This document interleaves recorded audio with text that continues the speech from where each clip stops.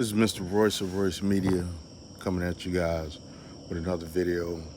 And the subject of this video is going to be the problem with women supporting the trans movement.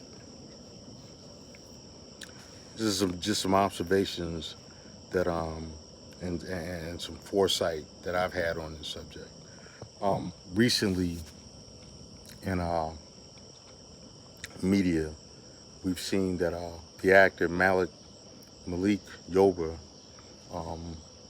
said that he's attracted to trans women. That he stated his case for being an advocate or an ally of transsexual and transgender people. Which, hey, that's his right. He can do what he wants to do. He says he's attracted to trans women. Hey, here's what it is. That's his business. On a video I was watching, seen a lot of comments from women saying that trans women are women, and he was getting some accolades for his stance and just pushing that whole narrative of trans women being women. That's fine. That's what you want to do. That's what you want to support. As a woman, that's what you want to support. But I see that as it's going to be a problematic issue in the long run, particularly for black women. And for women as a whole, you're bringing in more competition. And we're already seeing this in the sports arena. And it's slowly starting to creep itself into other areas where women have fought fought long and hard to get make certain gains. A part of affirmative action is certain set-asides where women, particularly black women, are considered to be a double minority. And so there are certain set-asides and opportunities and grants and scholarships that women, and particularly black women, are privy to because of their status as being considered a disadvantaged minority. The problem that I see is that if you're allowing people who were born with male genitals, penises, and prostates and testicles, if you allow them to refer to themselves as women, they're going to be competing directly with you for these opportunities, these scholarships, these internships, these set-asides. It's problematic. Women, natural born women with wombs and uteruses and fallopian tubes and vaginas, to be fair, they have had things that they've had to overcome. And so now you're going to have these guys popping up, saying, well, I identify as a woman, and they're going to want that same status as you. Particularly white men, going to call themselves minorities too. This is a backdoor way for them to consider themselves an oppressed group, which is problematic. To me, I see it as problematic. As I mentioned before, you look in the sports arena, these transgender athletes are kicking women literally in the ass. They're kicking their asses inside out. And contact sports such as wrestling, MMA, different things like that is going to happen sooner or later with boxing. These so-called trans women still have bone structure, muscle mass, and muscle density and bone density of men. They still have the biological attributes of a male that they're going to be bringing into female-centered sports. Imagine in the WNBA, um, you get someone like a Dwight Howard, uh, you know, a Ben Wallace, a Ron Artest being in the NBA. Imagine how they're going to be running roughshod over a lot of these talented female players who don't quite have the physicality that men do. You look at a situation with Fallon Fox.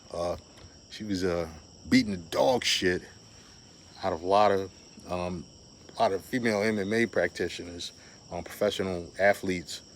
She was knocking them out, injuring them giving them far greater injuries than what are conventional with the sport of MMA. You got these female track athletes. Um, imagine Usain Bolt saying, well, I want to compete as a sprinter against women because I identify as a trans woman. You know, it's going to be problematic to female athletes who have worked hard all their lives to be able to compete against other women. You know, now you're going to have this big, strong, 6'5", 200 and 60-pound man with 2%, 4% body fat competing against you in these sports. Then there's the dating arena. Um, particularly with black women. Um, there's a lot of things. There's a lot of things issues that they have concerning dating. Um, One, competing with women of other races, for um, their desired pool of men. Now you're going to introduce um, trans women into that who want to be identified as just women and who want to be able to uh, not disclose that they were born um, with a prostate and testicles and a penis. um, you want to introduce them into your competitive arena as women. You want to recognize them as women. So now you decrease the size of your pool. Um, um, that's um, that's going to be problematic. You know, in addition to uh, your issues, your concerns with what you deem as colorism and featureism and stuff. Now you got to you want to compete with these guys. Now the argument is that, well, you have a lot of down low men anyway. You have a lot of down low black men who this is just a way to get them to be forthcoming. So you want these men that you want to date to be forthcoming, but not the men. It's okay for the men that will be competing with you directly for a pool of eligible men to not have to be forthcoming. It doesn't make sense to me. You know, either everybody got to live their truth, or nobody got to live their truth. Um, that's crazy. I I don't understand that, um, and I don't understand it because it doesn't make sense. You know, pretty soon you're going to see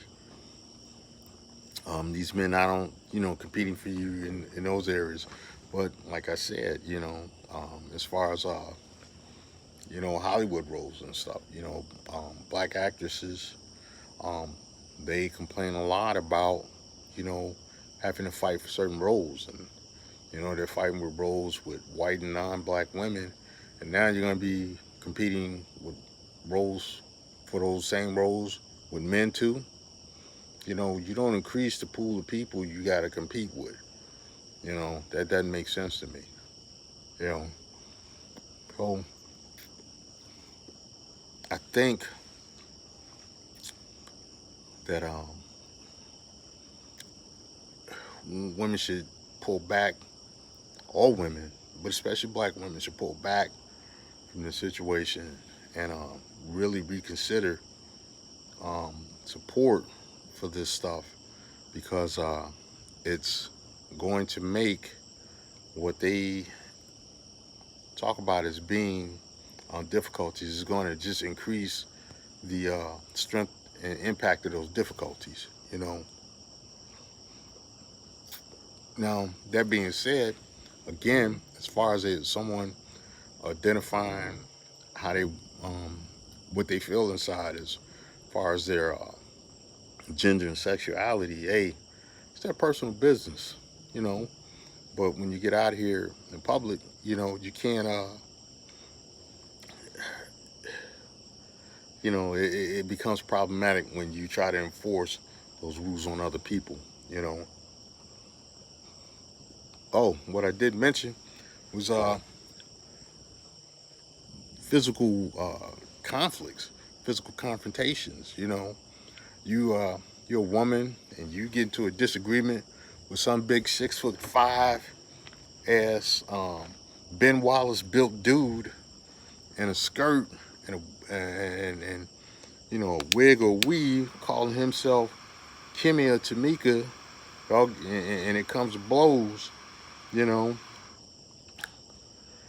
you can't say a man should never hit a woman, because the minute he identifies as a woman, he gonna still give you that man type ass kicking, but and it's gonna feel like a man ass kicking, an ass kick coming from a man, but you're gonna see how ridiculous it is to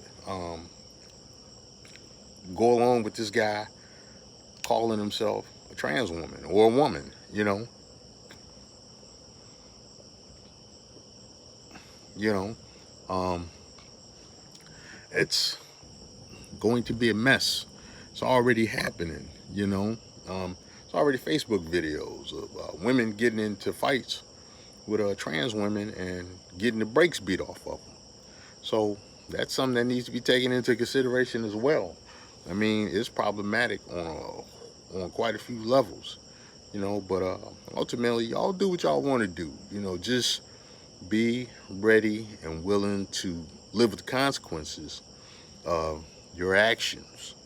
You know, um, in closing, I would say think things out a little more, make better choices. Hey, other than that, it is what it is. This is Mr. Royce Media, and I'm signing out.